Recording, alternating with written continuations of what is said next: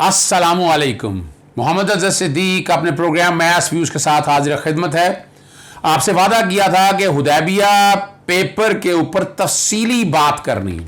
आज हम अपने नोट्स देख रहा था, मैं कोई हिस्ट्री देख रहा था, इसहाक डार का 164 का जो बयान है वो कोशिश करूंगा बैकग्राउंड पे चले आपको, तो दिल दहला वाले इंकशाफात हुए। तो एक प्रोग्राम में शायद अहाता ना हो सके। हाई कोर्ट में केस क्या हुआ 2004 के अंदर, सुप्रीम कोर्ट में 2017 में क्या हुआ, और एक्चुअली हुदैबिया पेपर केस मिल है क्या, ये मदर ऑफ ऑल करप्शंस के हवाले से बात की जाती है। और ये फाइलम में जो दब गया है, अब कुछ हो भी सकता है इसके ऊपर के नहीं हो सकता। सबसे पहले हम नजर डालते हैं कि हुदैबिया पेपर मिल केस है क्या। ये 28 फरवरी 2000 का केस है। इसका इंटरम रेफरेंस 27 मार्च 2000 में दायर हुआ और मुकम्मल रेफरेंस जो है 16 नवंबर 2000। और ये आपको पता है ये लाइमलाइट में कब आया ज़्यादा, जब वो पनामा का केस सामने आया। और पनामा के केस में मैं आगे जब ऑब्जर्वेशन दे दी वो तफसीली में बात करूँगा। फिर जस्टिस काजी फायजी साहब के अपने रिमार्क्स इस केस में जब अपील दायर की, लेट और बिलेटेड डिले अपील फाइल की, तो क्या थे। सबसे पहले हम जिक्र करते हैं कि ये 1990 की दिहाई का मामला है। शरीफ ख़ानदान जो है ना, बेनामी अकाउंट से भारी रकम मनी लॉन्ड्री के ज़रिए बैरून मुल्क की जो जायदादें बाय सारी खरीदी हैं, पैसा सारा करप्शन लूटमार का यहीं से गया हुआ है। तो ये सारा जो है ना, और बेनज़ीर भुट्टो के दौरे हुकूमत में मशीर ख़ास जो रहमान मलिक बड़ा नाम आता है ना इस सारे में, और इसकी तहकीकात का आगाज़ हुआ। आपको पता है सियासी मामला सारे चलते हैं, असल हक़ाइक़ सामने आने नहीं दिए जाते और चीज़ें छुपा कर रखी जाती। और हुदैबिया पेपर मिल के नाम से, जिसको बुनियादी तौर पर हम HPML शॉर्ट में कह सकते हैं, बाकायदा आगाज़ हुआ था जनरल रिटायर्ड परवेज़ मुशर्रफ साहब के दौर में। और इसी दौरान आपको पता है इसहाक डार इसमें मुलज़िम थे और बाद में एकम्प्लिश या वादा माफ़ गवाह बन गए थे। और इसहाक डार आपको पता है समधी हैं, और 2000 में ही उन्होंने 164 का बयान मैजिस्ट्रेट के सामने दिया था, जो गालबन 45 सफ़ा पर मुश्तमिल और इतराफ़ी बयान है, बड़ी डिटेल के साथ कहाँ से पैसे आए, किधर गए, वो सारा, और ये मनी लॉन्ड्रिंग का इतराफ़ है। और आज जो बैठ के ये कहना कि जनाब मेरे से ज़बरदस्ती लिया गया था, 164 का बयान मैजिस्ट्रेट के सामने, और यह ज़बरदस्ती नहीं होता है और ये अकलौती दस्तावेज़ नहीं है। 1973-93 में ना शरीफ ख़ानदान के जो मनी लॉन्ड्रिंग के तहकीकात का आगाज़ जब हुआ, तो शवाहिद और जो अदाद व शुमार सामने आए वो बड़े हैरान कुन है, और बयान अल्फ़ी मौजूद है। दफ़ा 164 का बयान जो है ये कानून शहादत ऑर्डर आर्टिकल और उसके अलावा आर्टिकल 38 और 39 पुलिस कस्टडी में एतराफ़ जुर्म की कोई हैसियत नहीं है, लेकिन जो 164 का बयान जब दिया जाए तो वो शहादत के तौर पर कबूल किया जाता है। अब इसमें सफ़ा नंबर 5 के ऊपर जो बयान पूछे गए इसहाक डार से कि आपका नाम क्या है, इसहाक डार वल मियाँ चननदीन डार का बयान कलम करने के मुताल्लिक किया जाता है। आपको कोई बयान देने के लिए पेश किया, आपको इल्म है? जी हाँ, मुझे इल्म है कि मैं बयान देने का जा रहा हूँ, पाबंद हूँ। अब आगे वो कई सवाल हैं, हम छोड़ देते हैं उनको। ये मैजिस्ट्रेट फर्स्ट क्लास के सामने आता है और ये यही कहा जाता है कि दबाव नहीं है। इसहाक डार शरीफ ख़ानदान के करीब जब आए 1991 में आए, और जब हजवेरी मुजारबा पे, जो कि हजवेरी का नाम इस्तेमाल करते हैं, दादा गंजबख्श हजवेरी के नाम से, उसकी निस्बत के नाम से ये इस्तेमाल करते हैं, और इन्होंने हजवेरी मुजारबा कंपनी बनाई थी। फिर शरीफ ग्रुप और सैगल ग्रुप पहले गाहक बने, और 1990 में शहबाज शरीफ से इनकी मुलाकात हुई, चैम्बर कॉमर्स के सदर थे। और काले धन को सफ़ेद करने के लिए तरीक़ाकार पूछा गया, ये 1990 की बात बता रहा हूँ। फिर 1992 में जो इकनॉमिक रिफॉर्म एक्ट का मुतारफ़ कराया गया, और इस एक्ट का मकसद क्या था कि जो पैसा जो है ना बाहर से जब पैसा आप अंदर लाएंगे फॉरेन करेंसी की शक्ल में तो वाइट पैसा कहलाएगा, उस पर टैक्स नहीं देना पड़ेगा, एग्जाम्पशन पे है। तो अच्छा काम क्या फ़ॉरेन रेमिटेंस लेके आ रहे हैं, पर ये नहीं था जिससे आज हम फेड ऑफ भुगत रहे हैं ना, फाइनेंशियल इकोनॉमिक टेररिज्म जो भुगत रहे हैं। मेन वजह ये है, और नवाज शरीफ इज़ रिस्पॉन्सिबल, इसहाक डार कसूरवार इस बात का।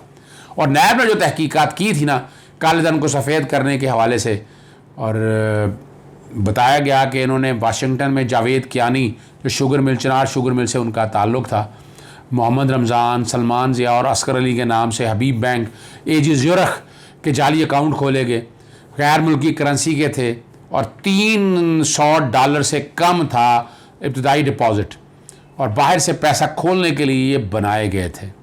और फिर इस पैसे को कोलेक्ट्रल यानी ज़र ज़मानत रखवाकर शरीफ ख़ानदान को कंपनी को कर्जा दिलवाया जा सके।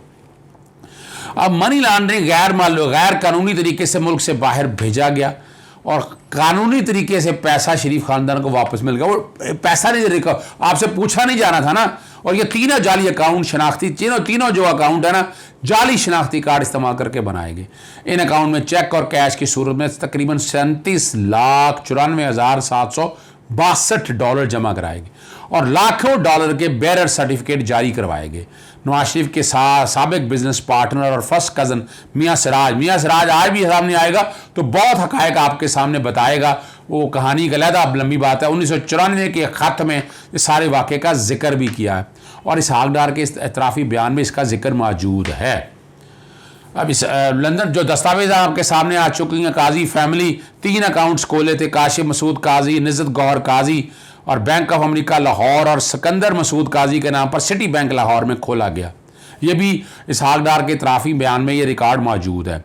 1992 में नवाज शरीफ ने उनसे रब्ता किया और 100 मिलियन कर्जे की दरख्वास्त की, जो कि उनके मुदारबा जो जवेरी मुदारबा को दी जाती थी, और कोलेट्रल मांगा गया तो नवाज शरीफ ने कहा कि फ़ॉरेन करेंसी फ़ंड कोलेट्रल की शक्ल में ले लें। इसहाक डार के मुताबिक जो बयान तो दिया है, काजी ख़ानदान के 4 अफराद को पासपोर्ट की कापियाँ फराहम की और कहा गया इन अकाउंट्स को ऑपरेट करेंगे। इसहाक डार के मुताबिक 4 में से 2 अकाउंट जो हैं मसूद काजी और तलत मसूद काजी के नाम पर थे, जो उन्होंने खोले थे। बाकी 2 अकाउंट जो हैं हजवेरी मुजारबा के डायरेक्टर नईम ने खोले। ये दोनों अकाउंट नुसरत गौर और काशिफ महमूद काजी के नाम पे थे। इसहाक डार के मुताबिक 2 अकाउंट्स में मेरे और 2 अकाउंट में डॉक्टर नईम के दस्तखत चला करते थे। जालसाजी इस तरह से होती है। ये अभी जो आप देख रहे हैं ना, ये चौधरी शुगर मिल में और रमज़ान शुगर मिल में यही तरीका वारदात हो गया। याद रखिएगा, आप उनके अकाउंट्स, मुलाजमीन, मुश्ताक चीनी, ये सारे वो लोग थे। ये छठा अकाउंट जो है ना, उनकी बीवी के भांजे मूसा गनी के नाम था। इसहाक डार के मुताबिक सईद अहमद अपना अकाउंट खुद चलाते थे, जबकि मूसा गनी का अकाउंट वो चलाते थे। उनके बदले जितना कर्जा लिया गया वो सारा शरीफ ख़ानदान को दे दिया गया। उनके अलावा भी ऐसे अकाउंट चलाते रहे जिसके बदले कर्जा लिया गया।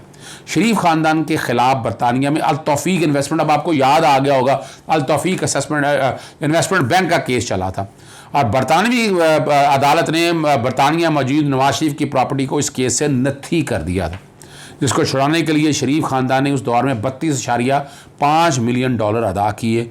और पनामा लीक्स के हवाले से नवाज शरीफ और उसके बेटे हसन नवाज इस प्रॉपर्टी को 2006 में ख़रीदने का दावा करते हैं। 1988 में इसहाक डार ने अपनी इतराफ़ी बयान में शहबाज शरीफ के साथ मॉडल टाउन में होने वाली मीटिंग का जिक्र भी किया। उन्होंने इस मीटिंग में शहबाज शरीफ ने, चूँकि अखबारात में बार बार अकाउंट का जिक्र आ चुका था, लिहाजा तमाम अकाउंट से फौरी रकम निकाल ली जाए और मिडल ईस्ट की एक खातून सदीका सईद के ज़रिए उनके हुदैबिया पेपर मिल के अकाउंट में शेयर कैपिटल के तौर पर जमा करवा दिया जाए। शहबाज शरीफ ने सदीका सईद के पासपोर्ट की कापी भी दी कि उनके नाम से रकम जमा करवा दें। उसके बाद 37 लाख और 29 लाख डॉलर के उनके नाम से भेजे गए। और फिर आता है जो फॉरेन करेंसी का grey chapter, black chapter. Nawaz Sharif ने एटमी धमाकों के बाद सारे मुल्क के करेंसी अकाउंट मुजमद करा दिए, लेकिन मुबैना तौर पर उन्होंने अपने करेंसी अकाउंट की बचाने के लिए फौरी तौर पर उसमें मौजूद डॉलर्स को 40 रुपये की कीमत से तब्दील करके, जो हो गया डॉलर की असल कीमत से ज़ायद थी, इसी अकाउंट में जमा करवाए। इसहाक डार के मुताबिक इस रकूम से उन्होंने बाद में अपने कई कर्जे अदा किए, जिससे साबित हुआ कि ये काजी ख़ानदान की नहीं बल्कि उनकी अपनी रकूम थी। शरीफ ख़ानदान के मनी लॉन्ड्रिंग के हवाले से पेशावर के 2 हुंडी और हवाला डीलर के नाम सामने आए हैं। शरीफ ख़ानदान के मनी लॉन्ड्रिंग के हवाले से इतराफ़ी बैंक रिकॉर्ड और दस्तावेज मुख्तलिफ अदवार में आते रहे। फिर मामला शुरू होता है जिलावतनी का सफ़र इनका। 2000 में शरीफ ख़ानदान जिलावतनी के बायस हुदैबिया पेपर अपने मंतकी अंजाम तक ना पहुँच सका। 7 वर्ष बाद 2007 में नवाज शरीफ की वतन पर वापसी पर उनके जो समधी हैं इसहाक डार, वो अपने इतराफ़ी बयान से मुनर्रफ हो गए। पीपल्स पार्टी का जो गुज़श्ता दौर था, सितंबर 2000 में नैब की जानिब से एहतसाब अदालत रावलपिंडी में मुकदमा खोलने की दरख्वास्त, ये सब ड्रामा हो रहा है, याद रखिएगा ये सारा, मैं बताता चलूँ आपको। शरीफ ख़ानदान ने रेफरेंस को लाहौर हाई कोर्ट के रावलपिंडी बेंच में चैलेंज कर दिया। 2012 में लाहौर हाई कोर्ट ने 2014 में लाहौर हाई कोर्ट को 2 रुकनी बेंच ने शरीफ ख़ानदान की दरख्वास्त पर इख्तलाफी फ़ैसला दिया।